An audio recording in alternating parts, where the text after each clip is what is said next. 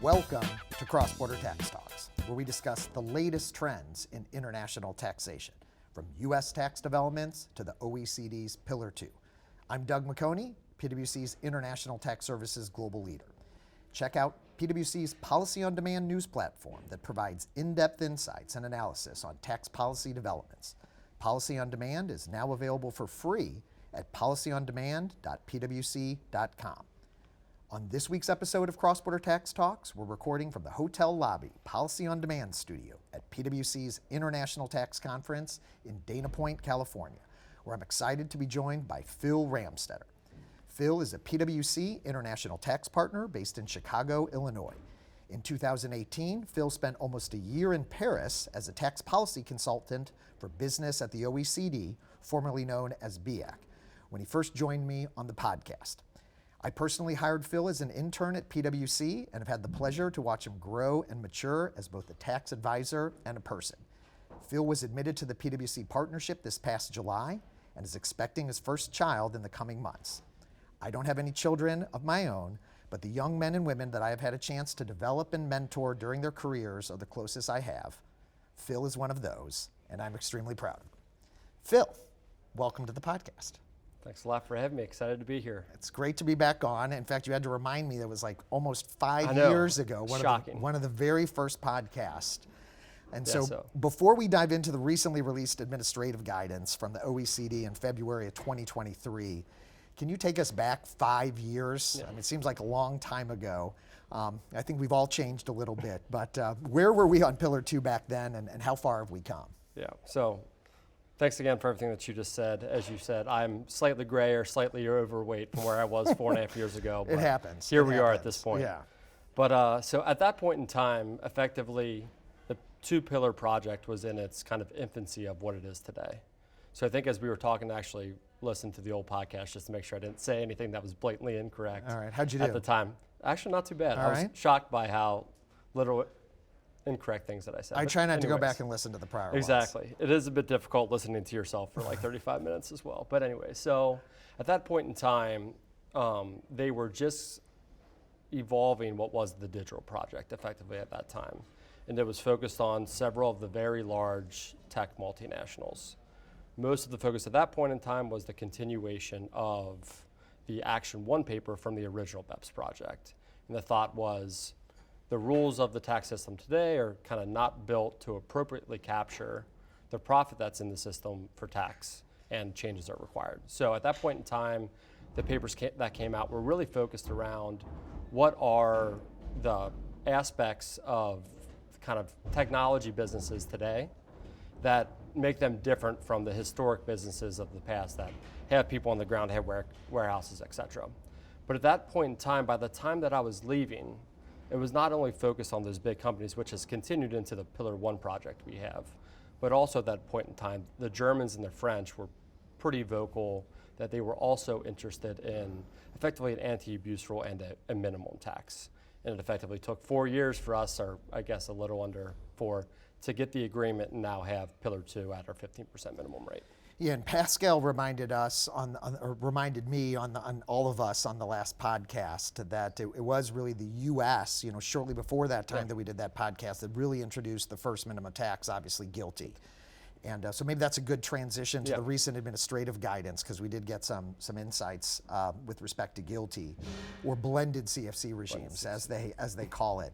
But so in 2023, in February 2023, received some administrative guidance. Before we dive into some of the specifics, how does that fit broadly within the framework of the Pillar 2 rules? In other words, how much did we get? So effectively, as everyone knows, we got the model rules in December of 2021. And then we got the initial additional guidance via the commentary in March of 22. And we've been patiently waiting over the last 9 months to get additional guidance on, call it, unresolved issues or unclear aspects of the rules in their application. So I would say the guidance is a bit of a mixed bag, but there are several areas where helpful guidance was provided, and then also clarifications that were in line with how we were expecting the rules to apply. And I think we can also say there's still a whole lot of questions that are unanswered, but we'll come back to that at the end of the podcast and chat a little bit about what's left. Because implementing jurisdictions need to know these rules as they're drafting their domestic legislation. Exactly. So And the general thought for this is that everything we got in this admin guidance package will be released later this year as a part of a revised commentary document. And the thought is, and we'll get into it later, there may be other aspects that find themselves in that revised package as well, but more to come there.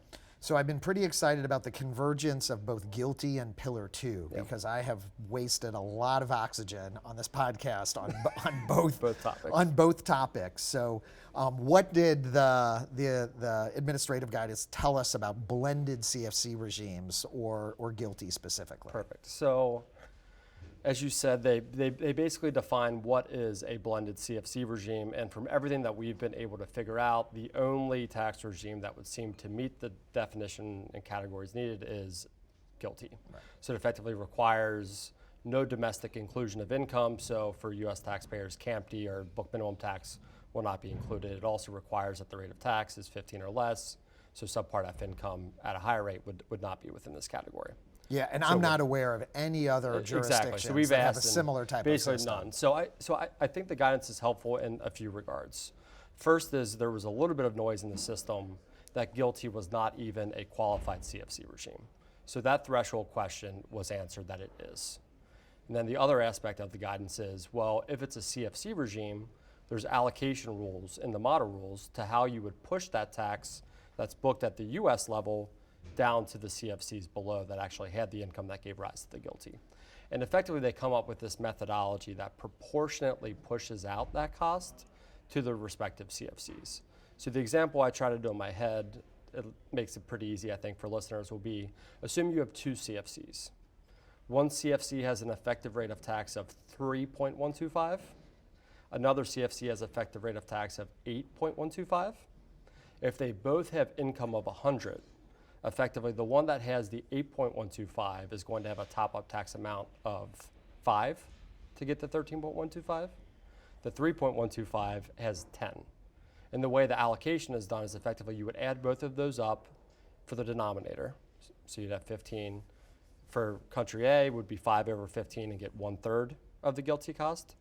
Country B would have 10 over 15 and get 2/3 of the GILTI cost. So you proportionally push down any tax related to GILTI to any of those constituent entities that have a rate below 13.125. Correct. Now, as some of our astute U.S. listeners may know, but some of maybe our non-U.S. listeners may not be aware Special apportionment, is that where we're going? Yeah, well, and we're not going to dive into that, but it's also possible for U.S. multinationals to still end up paying some U.S. tax on GILTI, even if all of the jurisdictions that they operate are 13.125, for the reason that you just mentioned, because of expense apportionment. So if you have a U.S. multinational, if you have a U.S. multinational or even a U.S. holding company that has CFCs below, and all of those CFCs are above 13.125 under the GLOBE calculation, what happens then? So basically they just took a very simplified approach and say, what is your inclusion and what are the available credits? Importantly, the available credits are net of the 904 limitation, so net of expense apportionment. So basically you would push down also any cost from expense apportionment, not only the GILTI top-up. Right, and that's the general theory, but if there's no jurisdictions that are below 13.125, then those taxes, U.S. taxes are going to stay as U.S. taxes. Stay as U.S. taxes. So it could really impact the numerator of the calculation, depending what that GLOBE calculation is at each of the constituent entities. And it's worth calling out too that it is meant to be a proportionate push down to the low tax jurisdictions. Yeah. But if you only have one jurisdiction that is low tax, and let's say you have Costa Rica that has $1 million of income and it's low taxed, it will get the entire amount of that push down. Great point. The numerator will be 1, denominator will be 1, they get everything. And that could be a significant amount of U.S. tax. For example, if there's a bunch of debt in the U.S. or other R&E or similar type of expenses. And so I think the point that you're alluding to is that you have to be aware that if there's enough taxes that get pushed down, it could potentially threaten, if you will, the rate at the U.S. and potentially bring the U.S. below 15 if enough of those U.S. taxes kind of get sucked down into the thought CFCs. is that you want use of that credit at least somewhere, hopefully, and there's going to be several scenarios where you get no use for it anywhere in the group. And I will acknowledge that the OECD had a challenging task of trying to figure out an equitable way to do that. certainly feels reasonable. I think there are, we could debate of if are there other ways that they could I have can done it, imagine but- those discussions. I'm assuming some eyes glazed over pretty quickly Oh, when yeah. you talk about the nuances of 861. And I've been involved in a number of those Yeah. conversations. And I tend to get a little bit more excited, but definitely we don't need to go into that to the listener. So the other thing before we dive into some more of the specifics was there was a press release from US Treasury that came out the same day as the administrative guidance. And it claimed that the guidance provided certainty on several key issues, including, and I'm going to quote here, protection of the low-income housing tax credit, as well as green tax credits, including those that were included in the Inflation Reduction Act. So does this OECD guidance, in fact, provide such protection? So the short answer, Doug, will be it does not. Yeah. It didn't really seem to mention much on what was defined, how we define a qualified refundable tax credit. Exactly. There's some relief, which I think we'll get into in a minute with certain tax equity structures, but generally, no relief for those credits that we can find in the package. And maybe remind listeners, what are those, what types of credits are kind of good covered taxes in general? So good covered taxes generally within the rules are qualified refundable credits, and they're effectively like a subsidy, or they're a direct payment you can receive from the government for the extent of the credit, irrespective of whether you have taxable income to offset the credit against. So importantly, I think the UK R&D credit falls within this category. Probably not coincidentally, the UK team was involved in the drafting of that rule in order to get an appropriate outcome. So effectively the way that works is that you end up with some dilution of your rate because you have an above-the-line income item that's not normally taxed, but you get dollar for dollar credit or add back of that qualified refundable credit within your covered taxes. Generally, most of the U.S. tax credits, so R&E, affordable housing, et cetera, simply operate to reduce the tax expense in the tax line. Right. Yeah, and then we don't obviously are going to get into the depths of this, but with the Inflation Reduction Act, there's a whole number of different credits and some with direct pay. And so a lot of questions with respect to how those types of mechanics kind of fit within the larger definition. But what did the administrative guidance provide on covered taxes and specifically with tax equity structures? Because I know that was a common question. Yeah, so there's basically this new bucket of taxes they create that are qualified flow-through tax benefits is effectively a defined term that you need to find yourself in. But it is effectively when you would go out and invest in some sort of like equity investment structure where you and others come together, and the main purpose of that exercise is in order for you to reap the benefits of certain credits. So I think we see this in the banking industry with affordable housing credits where effectively they come and invest in this vehicle in order to get those credits. And effectively the way that the rules operate is they provide a result more closely similar to the qualified refundable credit, where when you're doing your calculation, to the extent of the investment that is made. So let's say you invest $100 in this partnership, and over the next 6 years, they give you $20 of credits. For the first 5 years, you're gonna take that $20 of credits and put it in the numerator of your ETR formula as a good cover tax. For future years, so once you burn through that first 100, in year 6, when you get that 20 of credit, it's simply going to operate like any other refundable credit, reducing the covered tax in that year. So we got at least an answer on that. Still a lot of I other... think is a helpful answer for many taxpayers, albeit a lot of our bigger multinationals that are heavy in R&E and some of the other credits are kind of sitting, waiting for maybe some additional help. And hopefully we get some more guidance on that. All right, so in addition to some of the covered taxes questions, two of the most common provisions mentioned are related to loss-making jurisdictions, and for the fellow nerds out there, 4.1.5, and transition period transactions, 9.1.3, which has gotten a lot of discussion. Let's start with loss-making. What did they tell us about the loss-making jurisdictions? So generally the risk was, if you have a loss, the thought was, well, how are you going to have a top-up tax amount if you're losing money? Isn't that just kind of piling on a bad situation? And the mechanics generally created a potential top-up tax for loss-making jurisdictions. Exactly. So hopefully I don't lose you with the example. This is the one that's in the commentary that they've called out before, is any permanent difference for tax that results in a bigger tax loss than what your globe loss would be, any difference for that perm item is going to result in a potential 415 top-up. So the example in the commentary is like -15 versus -18, and as a consequence of having a tax loss of 120 instead of a globe loss of 100, you have 3 of top-up tax in that year.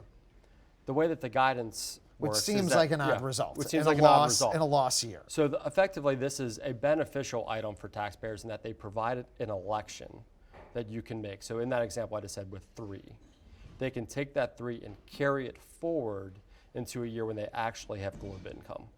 And then in that year they actually have globe income, that 3 will reduce their covered tax in that future year. The importance of that is that it doesn't result in an immediate top-up tax of 3 in that future year. So let's say you had 100 of income and you paid 20 of tax. You would reduce that 20 down to 17 with this 3, and you could still be in a position where in certain high tax jurisdictions, you're not going to end up in a top-up tax position.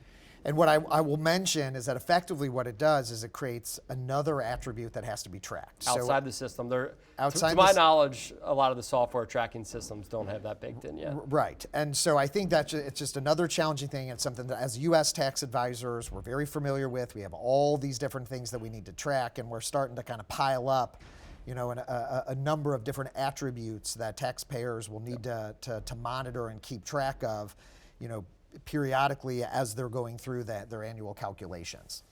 All right, so let's move to transition period. So what did they tell us about transition period transactions? Okay, so this is I've spent more time than I care to admit on this 9.1.3 transition rule. And I think I've read the text of the model rule probably 60 times at this point. And the reason, I think, is because these are the one set of rules that arguably are already in play today. Right? Agreed. Because, you know, when the rules were initially announced, and we've talked about it on the podcast, it was in November of 2021, and so that to the extent that there were any transactions between when those rules were proposed, they're potentially subject to the rules. So we've gotten a lot of questions about, well, how does this apply on just kind of ordinary transactions that companies are doing? What does it mean for Pillar 2? So the general approach of the rule was kind of built through the construct of you have IP or certain assets in a low tax or no tax jurisdiction. And they did not want taxpayers to be able to sell that asset to another entity in the group in a higher tax jurisdiction and create either amortizable basis going forward or a deferred tax asset to be utilized for Pillar 2 purposes. So the way the rule just as outlined works is that they effectively turn off any basis at the acquiring company and turn off any DTA that would be booked at the acquiring company.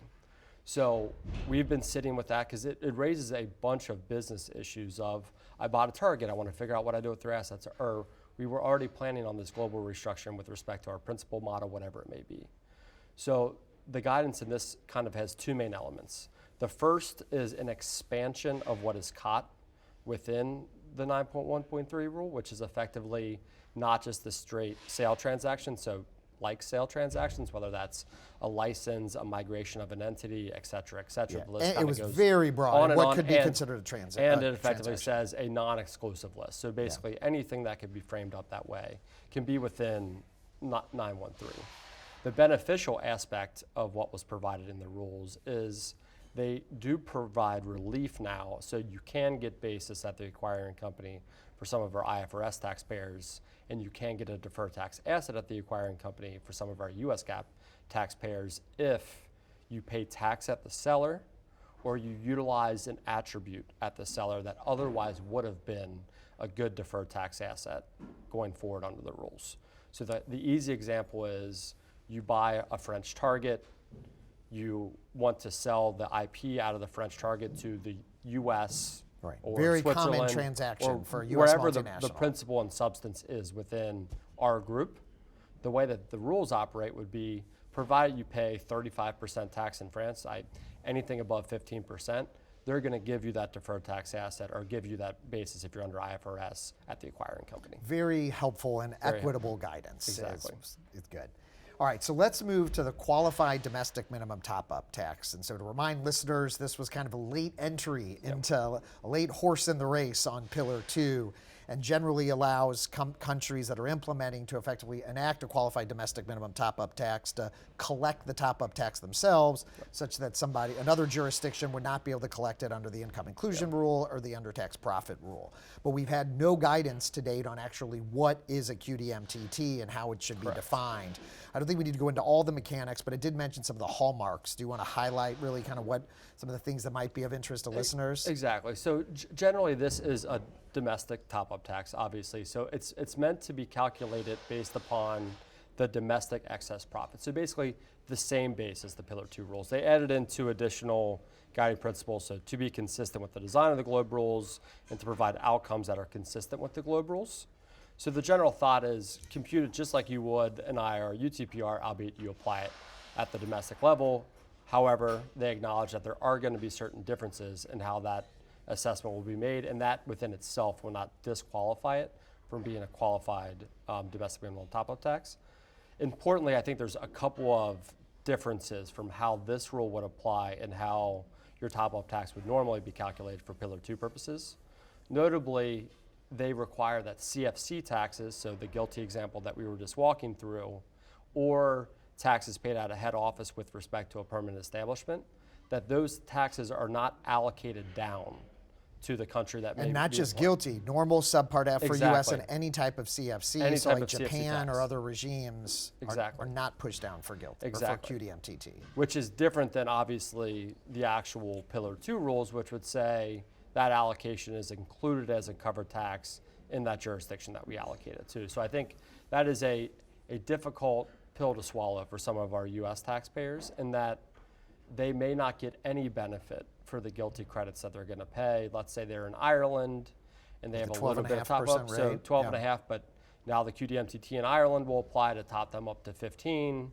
They're still paying their GILTI tax and it doesn't go anywhere at the end of the day. So I think there's going to be several scenarios where you end up with maybe not double taxation in the purest sense, but certainly additional taxation from where we're well, at I think today. double taxation Yeah. is potentially likely there.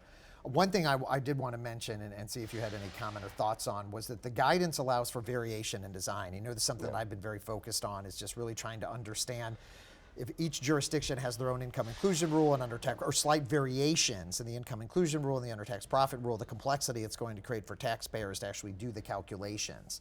And I'm going to quote here because it said that quote, some degree of customization of a QDMTT in each jurisdiction is to be expected. And it goes on to say that variations in outcomes between the minimum tax and GLOBE rules will not prevent that tax from being treated as a QDMTT if those variations systematically produce a greater incremental tax liability, closed quote. Yep. And so I think one of the questions I have, and I don't know if you have any thoughts on this as well, it says it's got to be a greater incremental tax liability, but whose greater incremental tax liability? Is that relative to the implementing jurisdiction, or is that relative to another IIR or UTPR jurisdiction that could also be subject to that? And if it's the latter, what happens if a number of jurisdictions have slightly different bases for purposes of determining the UTPR, for example? Do you, is there any thoughts, or was there any clarity in what that means? The short answer is no, there is no clarity, but I would suspect they meant it with respect to the latter, so with respect to these IR, UTPR jurisdictions, just based upon the mechanic of how the QDMTT applies. Because effectively the way you determine your jurisdictional top-up tax is that you would determine the top-up tax, and then you would provide a direct credit of the QDMTT against that amount. And then if you had any remainder, somebody else could pick it up. So if the amount is in excess of what that otherwise number would be, it's meant to at least reduce that to zero such that you wouldn't have a pickup elsewhere in the system. Right. And how that is interpreted. How that is the other big thing, and I think you alluded to it, is these differences. One of the major differences is going to be they allow you to use the local statutory gap versus in the U.S. tax contest, the U.S. gap for U.S. UPs. And as a consequence, that causes a couple things. One, there's just blatant differences between those two standards and kind of what the numbers will be.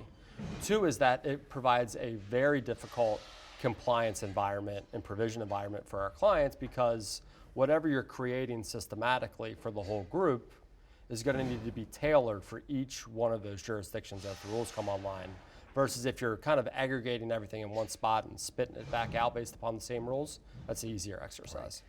And maybe the last thing on the QDMTT that I'll note, that the guidance states that the QDMT is not required to have a substance-based carve-out or de minimis income exception like we see in the with respect to country by country report for the model rules and commentary for the just general IAR and UTPR, but it says if it does, it cannot be more expansive than those exceptions permitted under the GLOBE rules. So it'll be interesting to see. Generally, like from both quotes you read, it can be worse is Right. basically the approach for most of these items. And the other thing I will note, which we don't really need to dive into, is that the QDMTT was not a part of the EU directive. And so I do have some just kind of practical questions with respect to how the EU is going to implement it, and do we end up with kind of a hodgepodge of different rules within the EU related to the QDMTT, but time will tell. Yep.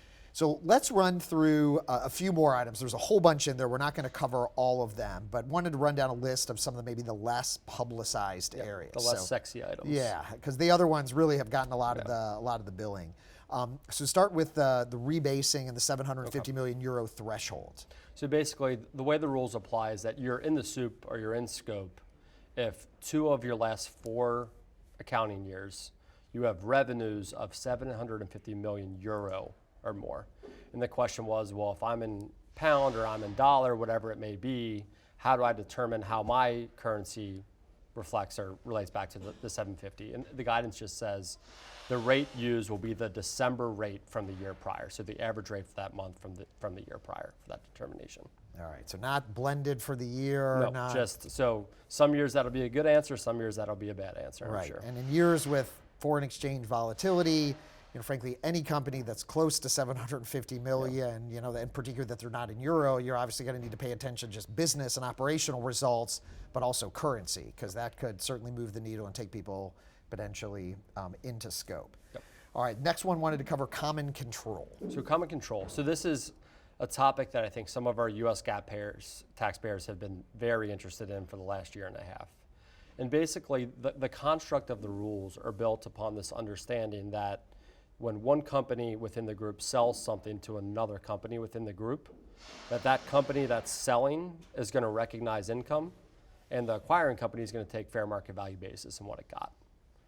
US rules do not apply that way. So if you're under US GAAP, we have this common control standard. So if both those entities are within the common control group, you effectively just disregard that transaction. So it would be a nothing. So there's no income recognized and no basis at the acquiring company.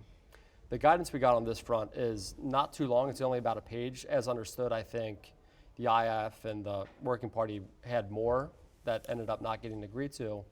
But effectively what it says is once the rules are applied, so once you're within the Pillar 2 GLOBE rules, 323, which is our arm's length standard rule, so every transaction needing to be done at the arm's length standard will apply to US GAAP common control taxpayers in a way that will trigger income at that selling income or selling entity that's brought within the charge of GLOBE.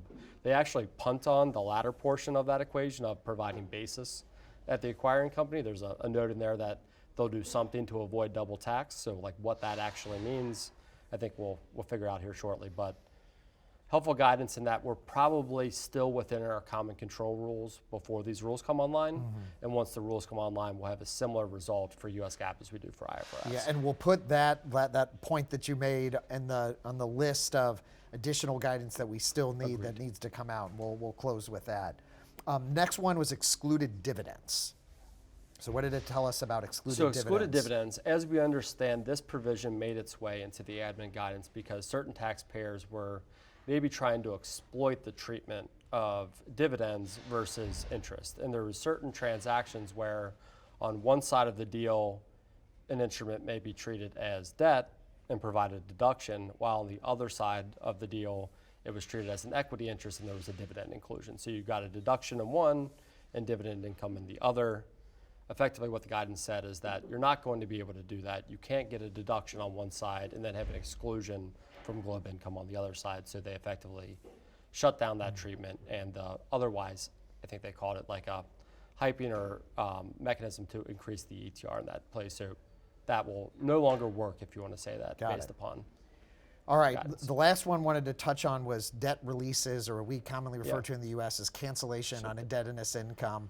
What about debt release? Yeah, so this one kind of goes back to before of the loss-making companies. There was a lot of really bad results within the model rules for certain struggling companies, one of which was cancellation of indebtedness income. So let's say you're going through bankruptcy and as a result, your debtors release you of certain debts.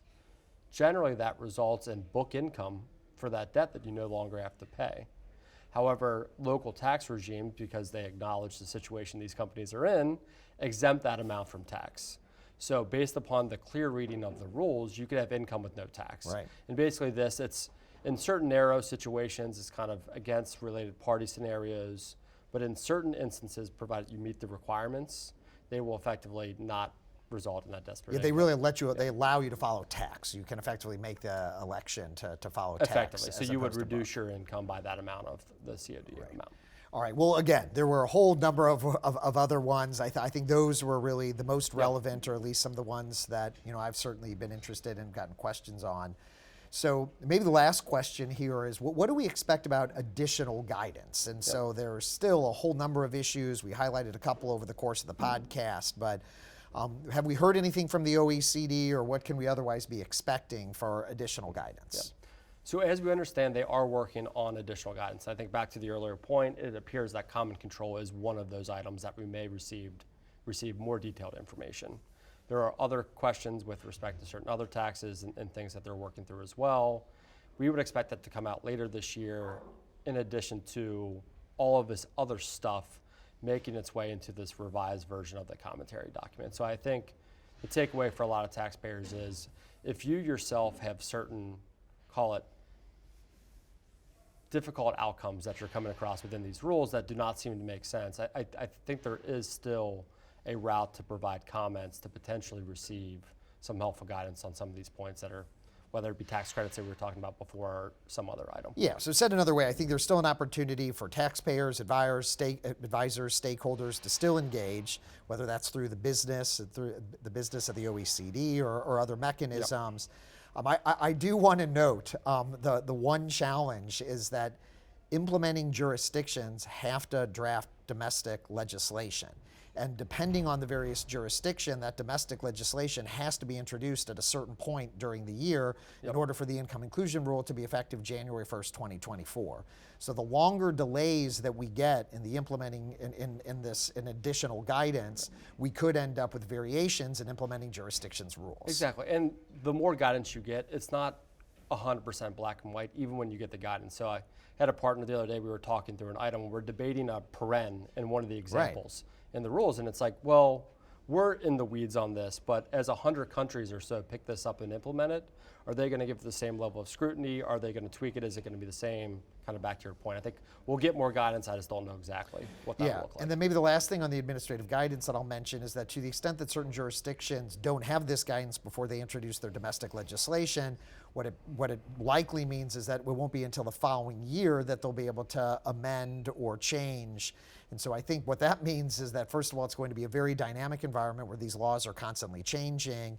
And I think it is difficult just constitutionally in a number of countries for them to make direct reference to the OECD guidance. Said another way, that's not law. In certain jurisdictions, and I know Australia is one, they've tried to point to the OECD as administrative guidance. There's been some pushback from the courts. So it'll be interesting to see how various countries kind of try to take that. Do they have to every year amend their rules, or really practically how that works? Some have been able to do the same thing with the TP guidelines that the OECD puts out. Exactly. They're able to reference a kind of living document on that front. We in the U.S. obviously cannot do that, and a lot of others cannot as well. And that is the document that I was referencing with respect to Australia. So, all right, Phil. Well, this was a lot of fun. Really appreciate you coming on. Hopefully you don't have to wait another 4.5 years to be invited back to the Cross-Border Tax Talks podcast. Wait. And congratulations again on your admission. Thank you. And you're expecting a little girl. All right, so thanks for tuning in to this week's episode of Cross-Border Tax Talks. Thank you, Phil Ramstetter, International Tax Partner. I'm Doug McHoney, PwC's International Tax Services Global Leader. Stay tuned in 2 weeks for another exciting edition of the Cross-Border Tax Talks podcast.